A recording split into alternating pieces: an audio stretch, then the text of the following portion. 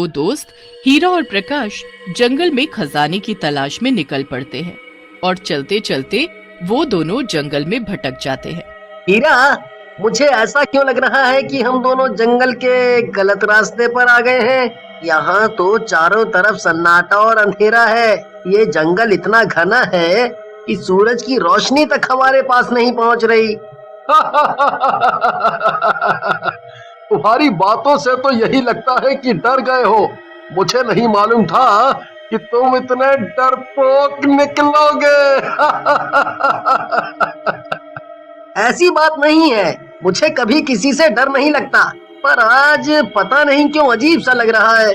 अभी थोड़ी और देर की बात है, जब हमारे हाथ खजाना लगेगा तब तुम्हारा ये डर और ये अजीबपन सब दूर हो जाएगा।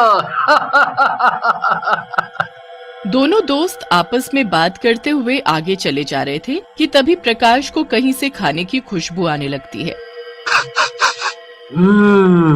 ये खुशबू तो खाने की आ रही है, और ये खाने की खुशबू मेरी भूख और बढ़ा रही है।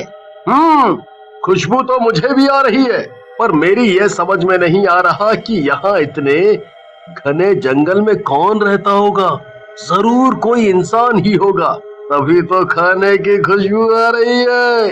चलो चलकर देखते हैं। दोनों दोस्त खाने की खुशबू के पीछे पीछे चल देते हैं। कुछ दूर जाकर उन्हें एक बांस से बना झोपड़ा दिखाई देता है, जिसकी खिड़की से धुआं भी निकल रहा होता है। हीरा और प्रकाश झोपड़े के नजदीक जाते हैं और आवाज लगाते हैं, कोई है? अंदर झोपड़े में अगर कोई है तो कृपया बाहर आइए। तभी झोपड़े के अंदर से एक बूढ़ी औरत बाहर निकल कर आती है और जोर जोर से हंसने लगती है। आखिर मेरे खाने की खुशबू तुम्हें मेरे पास खींची लाई। मैं भी क्या करूं, मैं खाना जो इतना स्वादिष्ट बनाती हूँ। वो सब बाद में, पहले ये बताओ कि तुम इतने घने जंगल में अकेली क्या कर रही हो? तुम्हें डर नहीं लगता यहाँ? नहीं, मुझे डर नहीं लगता, और मैं यहाँ अपनी तड़प कर अपना दम है। मैंने इतना स्वादिष्ट खाना पहले कभी नहीं खाया। दोनों दोस्त खाने में व्यस्त थे कि तभी खाते खाते उन दोनों के शरीर में कुछ अजीब सा होने लगता है। ये क्या हो रहा है? मुझे घुटन सी महसूस क्यों हो रही है? तभी बूढ़ी औरत चुड़ैल में बदल जाती है, दिखने में बहुत डरावनी। प्रकाश, ये कोई बूढ़ी काकी नहीं, ये तो कोई चुड़ैल है। मुझे पैसे नहीं चाहिए, मुझे कुछ और चाहिए। पूछोगे नहीं कि मुझे क्या चाहिए? हाँ, तुम्हें क्या चाहिए बताओ। हमारे पास जो है हम सब तुम्हें दे देंगे। और हाँ, हम इस जंगल में खजाना खोजने आए थे, वो भी हम तुम्हें दे देंगे मिलने पर। खजाना? मेरा ही खजाना मुझे देने चले हो? यहाँ कोई भी आता है मुझसे बचकर नहीं जाता। देखो जरा अपने आप को। तभी दोनों बहुत छोटे हो जाते हैं, बिल्कुल मक्खी के बराबर। ये तुमने हम दोनों का क्या कर दिया? हमें कीड़ा मकोड़ा क्यों बना दिया? मुझसे ज्यादा हीरा, इस चुड़ैल ने हम लाती है। मेरा पेट भर चुका है। अब जाने दो मुझे, जाने दो। जाओ जाओ, भागो। अगर भाग सकते हो तो भाग जाओ। तभी पांडु बहुत छोटा हो जाता है और भाग नहीं पाता। ये तुमने मेरा क्या हाल बना दिया। अब मैं अपने घर कैसे जाऊंगा? अपने बच्चों से कैसे मिलूंगा? चुड़ैल उसे भी एक जार में बंद करके एक कोने में टांग देती है। तभी ढाबे पर एक बहुत सुंदर सी लड़की आरती आती है और वो चुड़ैल को माँ कहकर पुकारने लगती है। माँ, मैं आ गई। बहुत दिन लगा दिया मेरी बेटी तुमने। तुम्हें पता नहीं कि तुम्हारी माँ को तुम्हारी हर पल कितनी याद आई। आजा मेरी बेटी, अपनी माँ के गले लग जा। माँ, एक बात बोलूं? हाँ मेरी बेटी, बोलो। माँ, ये ढाबा जंगल में नहीं चलेगा, इसे बंद कर दो। वैसे भी यहाँ जंगल में कौन आएगा हमारा खाना खाने? बेटी, तुम्हें नहीं पता कि हमारा ये ढाबा कितना मशहूर हो गया है। हमारे ढाबे पर खाना खाने लोग दूर दूर से आते हैं। तुम देखना, एक दिन ये ढाबा जंगल को एक शहर में बदल देगा। यहाँ चारों तरफ पेड़ पौधे, नहीं नहीं, गाड़ियाँ और बड़े बड़े मकान होंगे। ठीक है माँ, अब मुझे खाना खिला दो क्योंकि मुझे बहुत भूख लगी है।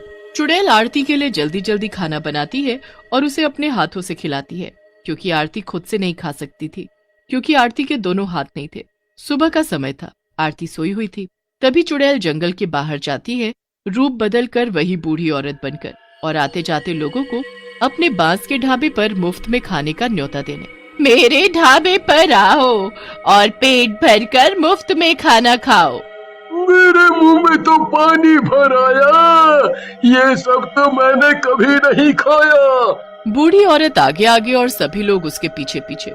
थोड़ी दूर चलने पर चुड़ैल का बांस का ढाबा आ जाता है। बांस से बने ढाबे को देख सभी चौंक जाते हैं, पर उन सबका ध्यान सिर्फ खाने पर था।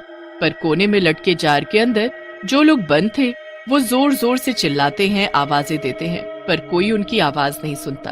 अब कुछ नहीं कर सकते क्योंकि वो सभी लोग चुड़ैल का बना खाना खा चुके हैं। चुड़ैल जब लोगों को जार में बंद करके छुपा रही होती है, तभी आरती पीछे आ जाती है और पूछने लगती है, माँ क्या छुपा रही हो? क्या है तुम्हारे हाथ में? दिखाओ जरा। कुछ नहीं है, मैं तो बस कुछ पुराना सामान रख रही थी। आरती को कुछ अजीब लगता है, पर बिना हाथ के वो कुछ नहीं कर सकती थी। चुड़ैल सभी को छुपाकर बाहर चली जाती है। अब चारों तरफ सन्नाटा था कि तभी आरती को कुछ आवाज सुनाई देती है। कौन कौन है? दोनों मिलकर जार को खिसकाते हुए किनारे तक तो ले आते हैं, पर उसे नीचे नहीं गिरा पाते। पर आरती की नजर उन पर पड़ जाती है। अरे ये सब क्या है? कौन हो तुम और यहाँ कैसे आए? हीरा इशारा करके जार को खोलने के लिए बोलता है, पर हाथ न होने की वजह से आरती जार को खोल नहीं पाती। अब आरती अपने मुंह से जार को खोल देती है। हीरा और प्रकाश चुड़ैल की हरकतों के बारे में सब बता देते हैं। तभी पीछे से चुड़ैल आ जाती है। माँ ये सब तुमने क्यों किया? 4 साल पहले तुमने बड़े ही प्यार से ये ढाबा खोला था, पर इस ढाबे पर लोग खाना खाने तो आते, पर पैसे नहीं देते खाने के। जब हमने इनकी शिकायत सरपंच से की तो सरपंच भी इन सब के साथ मिल गए और रातों रात हमारा ये बांस का ढाबा उन्होंने तुड़वा दिया, उसमें आग लगा दी। उसी आग में तो मैं मर गई, पर तुम्हारे ये हाथ चले गए। बस मैं तुम्हारे साथ रहकर इन सब का बदला लेती रही। माँ तुम बहुत अच्छी हो, पर जो हुआ सो हुआ, इन सब को छोड़ दो, जाने दो।